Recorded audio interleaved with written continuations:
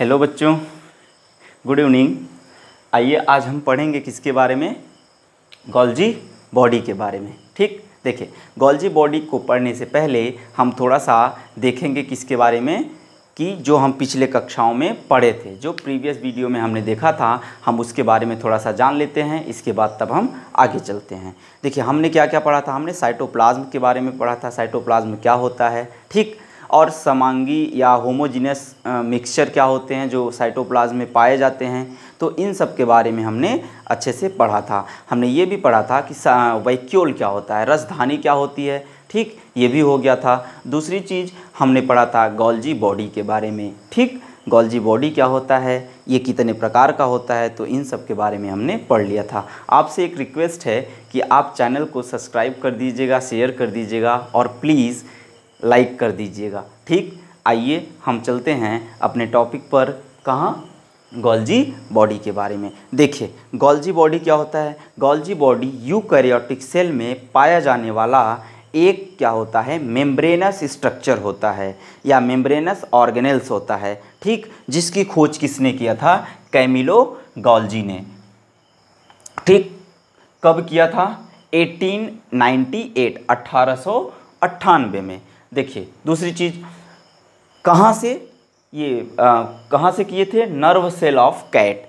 Cat के जो क्या होते हैं, बिल्ली के तंत्रिका कोशिकाओं से किया था। देखिए ये कहाँ पाए जाते हैं, हमने आपको बताया यूकैरियोटिक सेल में पाए जाते हैं। प्रोकैरियोटिक सेल में पूरी तरह से ये क्या होते हैं, एब्सेंट होते हैं। अब बात आती है कि इसको प्लांट में पाया जाता है, बात सही है, लेकिन प्लांट में इसको गोल्जी बॉडी न कहकर क्या कह देते हैं, डिक्टियोसोम कहते हैं। इसका एक नाम और है जिसको क्या बोलते हैं, लिपोकॉन्ड्रिया बोलते हैं। ठीक, देखिए ये बना किसका होता है, आपको पता है, हमने प्रीवियस वीडियो में बताया कि जो साइटोप्लाज्म होता है, साइटोप्लाज्म में बहुत तरह के क्या होते हैं, न्यूट्रिशनल एलिमेंट्स पाए जाते हैं, जैसे प्रोटीन हो गया, लिपिड्स हो गए, ठीक, ये सब पाए जाते हैं। तो उसी में से उसी का बना हुआ लिपिड और प्रोटीन का बना हुआ होता है क्या, गोल्जी बॉडी। अब हम देखते हैं किसकी बात करेंगे, स्ट्रक्चर की। ठीक, किसकी बात, संरचना। देखिए संरचना को देखते हैं तो इसमें क्या होते हैं, तीन चीज़ें होती हैं, सिस्टर्नी होता है, वेसिकल होता है और क्या होता है, वैक्यूल होता है। ठीक ना। अब देखिए सिस्टर्नी जो होता है वो इलोंगेटेड और ट्यूबुलर स्ट्रक्चर होता है। ठीक, और जो वेसिकल होता है ये फ्लैट होता है, चपटा होता है, थैली के जैसी संरचना होती है। ठीक, जो किसमें पाई जाती है, उसी के बगल बगल, सिस्टर्नी के बगल बगल लगी होती है। और इसमें तीसरा होता है वैक्यूल। ये वैक्यूल जो होता है ये क्या होते हैं, पाउच की जैसी संरचना होती है, थैली की जैसी ये भी संरचना होती है। ये कहाँ पाई जाती है, सिस्टर्नी के बीच में पाई जाती है, जिसका काम क्या होता है, किसी अनवांटेड मटेरियल, अनवांटेड का मतलब जो अपशिष्ट होता है या जिसकी कोई काम नहीं होती, उसको क्या करते हैं, कोशिकाओं से बाहर लेके चले जाते हैं। इतनी बात समझ में आ गई। तो आइए अब हम देखते हैं क्या, केमिकल कंपोजिशन के बारे में। केमिकल कंपोजिशन क्या होता है, देखिए रासायनिक संगठन कहते हैं इसको हिंदी में। इस किसका किसका बना होता है, प्रोटीन होता है, लिपिड होता है, लेसिथिन होता है और सिफेलिन, कैरोटीनॉइड्स, विटामिन ई और कुछ प्रकार के क्या होते हैं, एंजाइम्स पाए जाते हैं। देखिए ये एंजाइम्स या जो ये सारी चीज़ें पाई जाती हैं, ये क्या करता है, किसी भी सेल के मेटाबॉलिक एक्टिविटीज़ को कंट्रोल करने का काम करता है। इसमें जो कैरोटीनॉइड होते हैं, ये कैरोटीनॉइड क्या करते हैं कि फोटोसिंथेसिस में हेल्प करते हैं। ठीक ना। देखिए और इसमें क्या होता है, जो इसका जो फंक्शन होता है, फंक्शन जो होता है, ये फंक्शन क्या है, ये फॉर्मेशन ऑफ सेल वॉल। पहले क्या करते हैं, फॉर्मेशन करते हैं किसका, सेल वॉल का। फिर इसके बाद एक्रोसोम। एक्रोसोम क्या होता है, स्पर्मेटोजेनेसिस के दौरान बनने वाला स्पर्म में उसका ऊपरा भाग को हम क्या बोलते हैं, ऊपरी भाग को क्या बोलते हैं, एक्रोसोम कहते हैं। इस एक्रोसोम में क्या होता है, एक लाइटिक एंजाइम पाया जाता है जिसका नाम है एक्रोसिन। ये एक्रोसिन क्या करता है, जो ओव्यूल होता है, ठीक उस ओव्यूल के जो उसका क्या होता है वॉल होता है, उस वॉल को क्या करते हैं ब्रेक करने का काम करता है कौन, एक्रोसोम, जिसकी वजह से क्या हो ओव्यूल में आसानी से प्रवेश किया जा सके और एग से मिलकर फर्टिलाइजेशन किया जा सके। ये बात समझ में आ गई। दूसरी चीज़ होती है इसमें सिक्रीशन। सिक्रीशन किसका करता है, देखिए जो उसमें म्यूकोपॉलीसैकेराइड होते हैं, एंजाइम्स होते हैं और जो म्यूसिन होता है उसको क्या करते हैं कोशिकाओं से बाहर लेके आने का काम करते हैं, ताकि जो क्या हो सके सेल वॉल का जो फॉर्मेशन होता है उसमें हेल्प हो सके। ठीक, देखिए इसका काम होता है प्रोडक्शन का। ये प्रोडक्शन मतलब उत्पाद करता है, बनाता क्या है, देखिए हार्मोन्स बनाते हैं। कौन से हार्मोन्स, थायरॉक्सिन हार्मोन्स। थायराइड जो क्या होते हैं, जो थायराइड ग्लैंड होते हैं उसमें क्या होता है गोल्जी बॉडी पाई जाती है, तो उसमें क्या करते हैं प्रोडक्शन करते हैं थायरॉक्सिन की। थायरॉक्सिन कैसा हार्मोन्स है, इसको आप हेल्दी हार्मोन्स भी कहते हैं, क्योंकि ये क्या होता है बोन को और आपके हार्ट को इन सब को मेंटेन करने का काम करता है। अगर थायरॉक्सिन की कमी हो जाती है तो थायराइड नामक क्या हो जाता है बीमारी हो जाती है, जिसकी वजह से उसमें क्या होता है आयोडीन की कमी हो जाती है। ठीक, तो ये क्या करता है थायरॉक्सिन जो होता है वो आयोडीन के कमी को क्या करते हैं पूरा करते हैं, जिसकी वजह से हमारे बॉडी का जो मेटाबॉलिक एक्टिविटीज़ होती हैं वो क्या होती हैं रेगुलेट की जाती हैं। ठीक, देखिए इसको ट्रैफिक पुलिस कहते हैं। ठीक, किसका, सेल का। सेल का ट्रैफिक पुलिस क्यों कहा जाता है, देखिए कहीं पर अगर ये नहीं होते गोल्जी बॉडी तो हमारे बॉडी में हमारा जो अंग है, हमारा जो शरीर है उसमें कहीं कहीं क्या होता है बहुत ज़्यादा जो बड़े हैं उसमें ज़्यादा एनर्जी बनेगी, एटीपी बनेगा। जो छोटे हैं उनमें, जैसे हम हाथों से लिख रहे हैं तो हाथ छोटा सा है तो इसमें ज़्यादा एटीपी नहीं बनेगा। पैर क्या है कुछ नहीं कर रहा है, हम खड़े हैं तो पैर में ज़्यादा एटीपी बन रही है, ऊर्जा बन रही है। तो उसको अगर हम हाथ से लिख रहे हैं या मुँह से बोल रहे हैं तो यहाँ ज़्यादा ऊर्जा की ज़रूरत है, तो पैर से सारी चीज़ों से जहाँ जहाँ ऊर्जा बन रही है जिसको ज़रूरत होती है वहाँ ले आकर दे देता है। जैसे इस समय ऊर्जा किसको ज़रूरत है, हमारे मुंह को ज़रूरत है, क्यों, क्योंकि बोल रहा है जीभ जो है तो इसको ज़्यादा ऊर्जा की ज़रूरत है। तो जो हाथ में या हर जगह बना हुआ एनर्जी है उसको क्या करता है ये पिकअप करने का काम करता है और जहाँ ज़रूरत होती है वहाँ पहुँचा देता है, इसीलिए इसको कहते हैं ट्रैफिक पुलिस।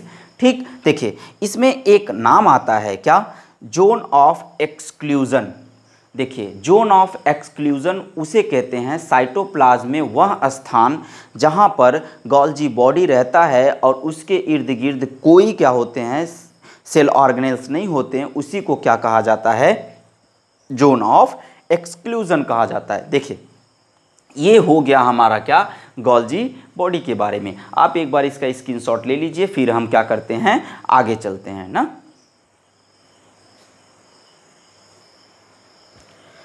चलिए अब हम देखते हैं क्या माइटोकॉन्ड्रिया के बारे में। देखिए माइटोकॉन्ड्रिया क्या होता है, यह भी इंडोप्लाज्मिक रेटिकुलम की तरह सिर्फ और किस में पाया जाता है आपके यूकैरियोटिक सेल में। ये भी प्रोकैरियोटिक सेल में नहीं पाया जाता। प्रोकैरियोटिक सेल में इसकी जगह पाया जाता है क्या ऑक्सीसोम।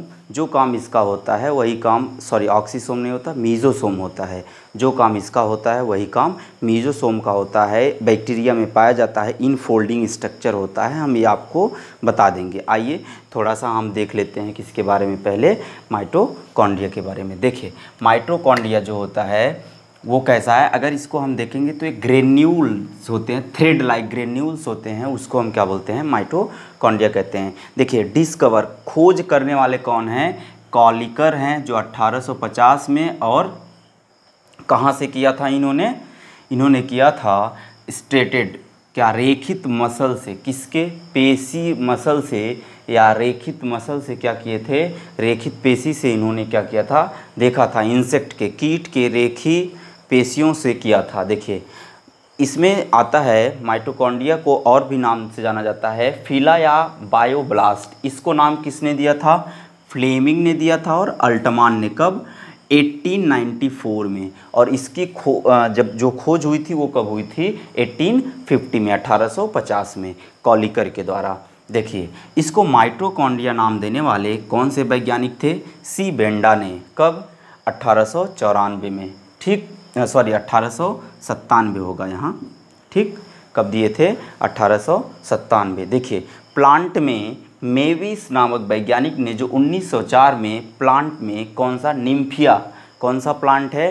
निम्फिया, जिसको वाटर लिली बोलते हैं, गाँव में कहते हैं उसको क्या? कुंजबेरा, जिससे क्या होता है वो सब गांव में खाते हैं उसको, ठीक। उसी से क्या किए थे? मेविस ने देखा था। देखिए अगर हम इसके शेप, साइज और क्या होते हैं नंबर की बात किया जाए तो देखिए रॉड शेप ये होता है, सर्कुलर होता है और अंडाकार होता है, गोलाकार होता है, रॉड शेप होता है और अंडाकार होता है। देखिए अगर जो नॉर्मल सेल की बात करते हैं तो उसमें क्या होता है 40 to 50 माइटोकॉन्ड्रियाज पाए जाते हैं। और अगर लीवर सेल की बात करें, ध्यान दीजिएगा, ये सब वन डे एग्ज़ाम के लिए, जीएस के लिए वेरी इंपॉर्टेंट क्वेश्चंस हैं। लीवर सेल में 1500 क्या होते हैं माइटोकॉन्ड्रियाज पाए जाते हैं लीवर सेल में। एक लीवर सेल में कितने माइटोकॉन्ड्रियाज पाए जाएंगे? 1500 माइटोकॉन्ड्रियाज पाए जाते हैं। अगर वहीं बात करें एल्गी का, देखिए एल्गी होता है शैवाल, जिसे आप काई कहते हैं। ये क्या होते हैं? इनमें क्योंकि ये बहुत सारे ऐसे होते हैं जो यूनिसेलुलर होते हैं, एक कोशिकीय होते हैं, तो उनमें क्या होगा? एक ही सेल पाया जाएगा, एक ही क्या होगा? सेल पाया जाएगा, तो एक ही माइटोकॉन्ड्रिया होंगे। अब देखिए अगर इसके शेप और साइज़ की बात करें, इसका आकार जो होता है वो कितना होता है?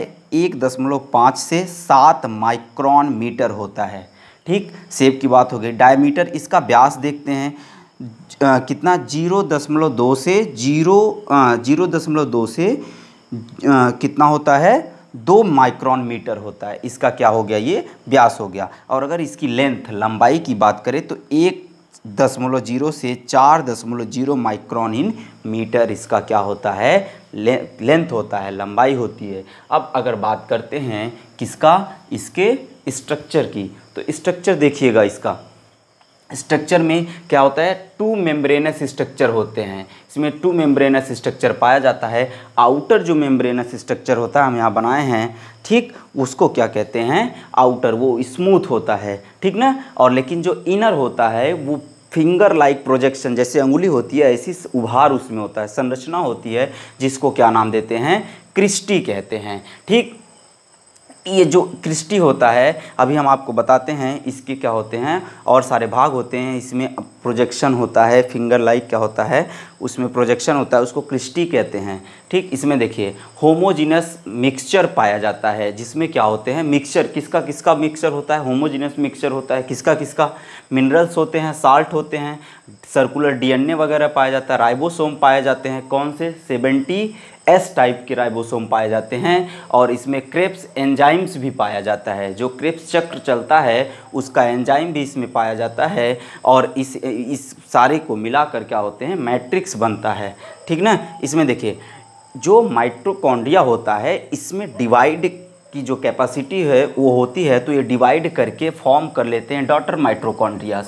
देखिए इसमें ऑक्सीसोम होता है, ऑक्सीसोम में F0 और F1 पार्टिकल होता है। एक को बेस बोलते हैं, एक को हेड बोलते हैं, ठीक ना। किसकी बात कर रहे हैं? ऑक्सीसोम की बात कर रहे हैं। इसमें देखिए ATP सिंथेसेज एंजाइम होता है, जो क्या करता है? ऑक्सीडेटिव फॉस्फोराइलेशन के दौरान किसका निर्माण करता है? ATP का निर्माण करके संचित कर लेता है, ठीक। अब देखिए इसमें जो F1 पार्टिकल है, अगर F1 पार्टिकल्स जो होता है या जो ऑक्सीसोम है, अगर वो क्रिस्टी को टच नहीं करेगा तो इसमें जो क्या होता है? ऑक्सीडेटिव फोटोफॉस्फोराइलेशन होता है, वो नहीं होगा, और ये माइटोकॉन्ड्रिया जो होता है वो इनएक्टिव हो जाता है, ठीक। ये बात हो गई किसकी? इसके इतने सारे स्ट्रक्चर्स की, और क्या होते हैं, कहाँ से इसको लिया गया है। अब थोड़ा सा आप देख लीजिए, तो हम इसके क्या केमिकल कंपोजिशन और इसके फंक्शन के बारे में बात कर लेते हैं, ठीक।